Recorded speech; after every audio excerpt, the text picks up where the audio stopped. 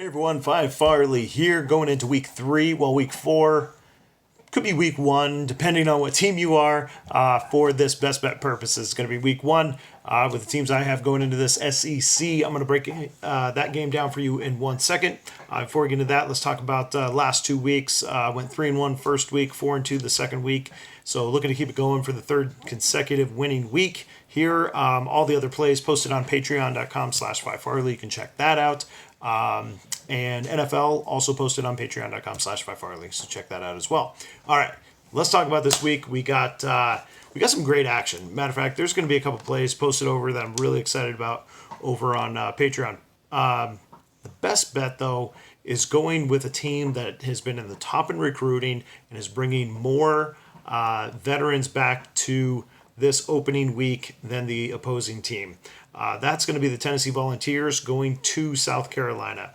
Now, I know it's a little dangerous going on the road in the SEC. However, Tennessee brings the veteran edge to the table.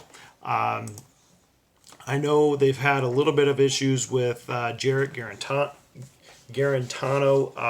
at quarterback, losing the position last year, but then bouncing right back. He's had all offseason to work with the offensive coordinator on the offense. He should have a much better job, much easier job than Colin Hill does transferring from Colorado State in with the offensive coordinator as well from Colorado State, and then now opening up against Tennessee.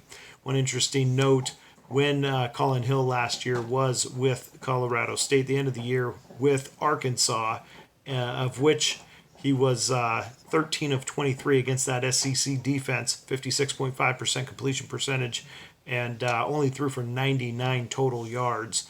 Really struggling against the upper echelon of teams.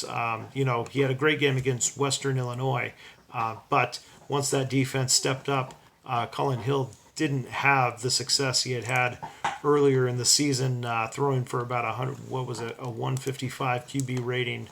159 QB rating that season, so makes a big difference on who's on the other side of the football. Now, Tennessee last year ends with 6 straight wins, including their bowl game against Indiana. A lot of momentum, and they're in the top 5 in the country in recruiting, so they're bringing a lot of big talent into this game. Now, there has been a lot of COVID quarantining going on, unfortunately, so not a lot of practicing together as one unit. That is a little bit of a concern, but this game should be 7.5 or greater. In this position last year in Tennessee, the Volunteers ended up winning 41-21, just crushing South Carolina. South Carolina had a lot of injuries down the stretch last year, too, I'll be honest. They were a mess. But this year, they're bringing in a lot of new moving parts, and with no practices coming into this one, no games leading up to this one, Tennessee's the more prime team to hit the field and hit the field running. I think we should have an early lead right out of the gates.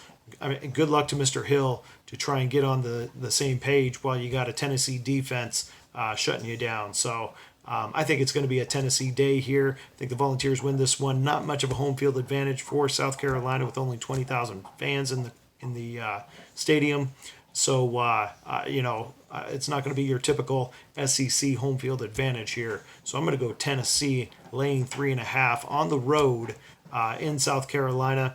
Look for the veterans of the Tennessee side to get the job done and just see a little bit of, I think both sides of the ball are going to have a little bit of rust, but I think there's going to be a lot of miscommunication over on the South Carolina side that's going to be able to let the Volunteers capitalize and get some points off those miscues. So they're still swapping around running back. There's still some variance on who's going to be starting at that position. Probably going to be Kevin Harris, but it could be White. So we'll see. And again, I just think this is going to be the Tennessee side. I think we have a number that is off, and so we should capitalize on that. There you go. Best bet of the weekend is going to be, well, not of the weekend, of college football. It's going to be Tennessee minus the 3.5, getting the job done on the road. Good luck, everyone. We'll see you again soon.